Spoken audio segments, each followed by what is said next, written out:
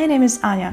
I'm an artist and graphic designer, and this video is about creating a painting with texture paste and acrylic. I want to share the process of creation, show how enjoyable this material is, and just inspire creativity.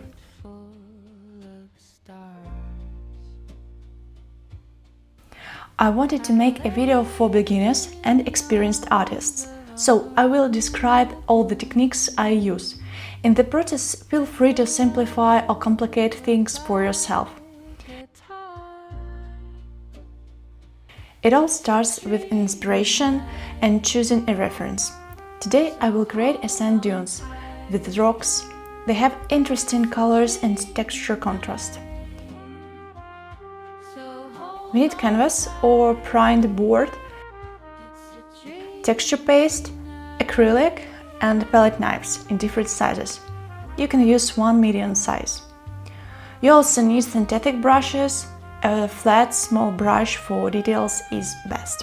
When choosing a palette knife, I often focus on the flexibility of the metal. This gives me more opportunities to work with the paste. You will need a little water to add the paste. You can use a spray bottle and a palette, preferably smooth and firm.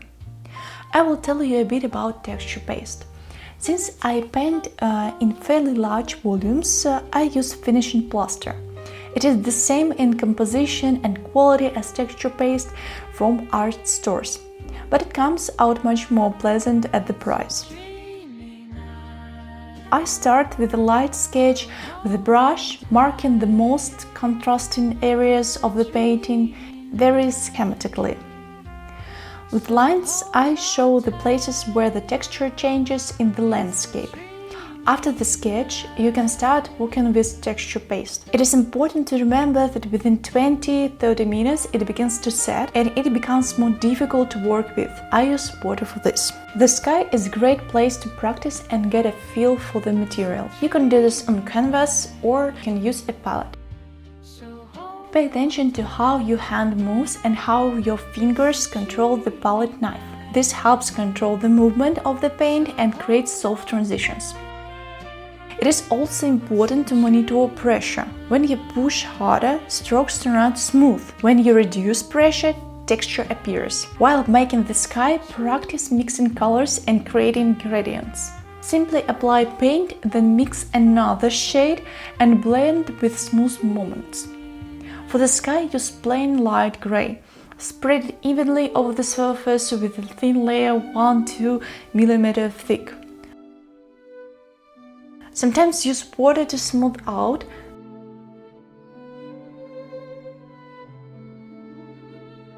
The sky is ready.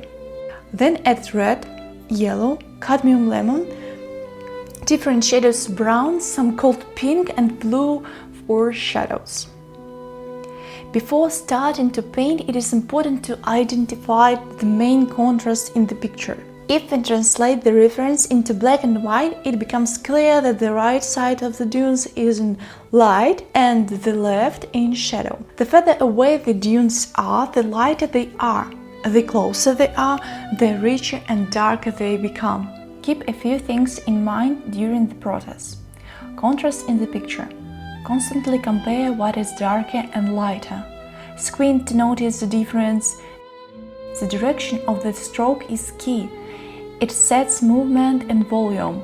If painting a dune, use a palette knife to follow the shape, making soft transitions. Don't be afraid of contrast. Squint often and move away from the picture, adding warm shades to light and cool shades to shadow.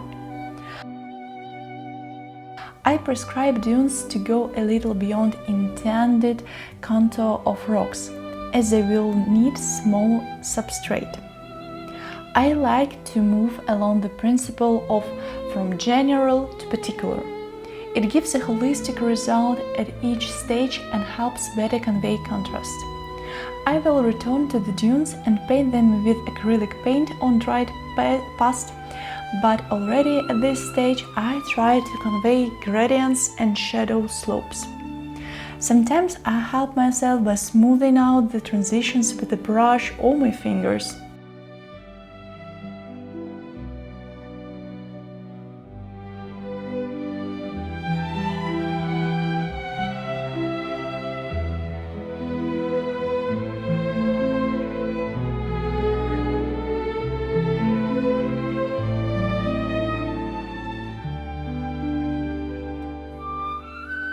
Next, I gradually move from top to bottom, prescribe the rocks in the background with general strokes, and set the shape.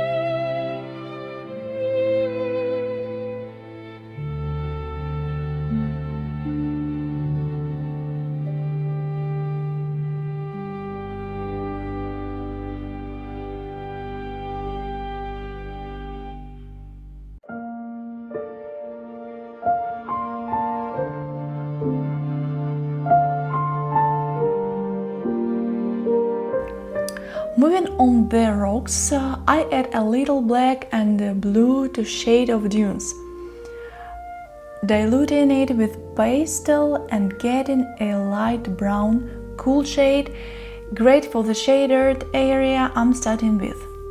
Now I focus on the texture of stones, creating a base. First the shadow, then penumbra, and finally light. This general principle makes it convenient to increase the volume again and again.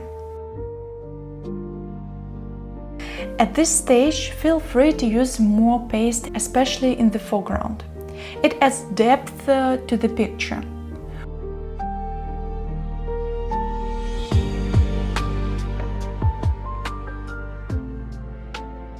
When I work with the texture of rocks, I apply strokes along the shape with sharp movements. I try to do them in different directions, but at the same time maintain the general movement. It is important to keep the general concept of the rock in mind, to imagine it as a simplified volume such as a cube or pyramid. Divide it into planes and based on this, prescribe each face. At the final stage, I advise you to take more breaks, squint and rest your eyes. To make the picture come to life, especially when it comes to nature, it is important to try to feel, to notice the movement, direction of the wind, structure of the rocks, movement of water, and examine every detail under a microscope of attention. This gives you a deeper understanding when creating a painting. If you strive not only for the final result, but also to understand the essence of each element's origin, recreating them layer by layer on canvas, your work will turn out more lively and realistic. In general, the picture is ready. After drying, if desired, you can apply acrylic over the top of it. I just go through the reference, looking for moments that couldn't be conveyed well enough with pasting and carefully finishing the little details with a brush. You can also cover your painting with acrylic varnish, so it will be easy to wipe off dust and preserve the color saturation. I was very glad to share my process, hoping to inspire you to create something similar. I would appreciate comments and feedback. See ya!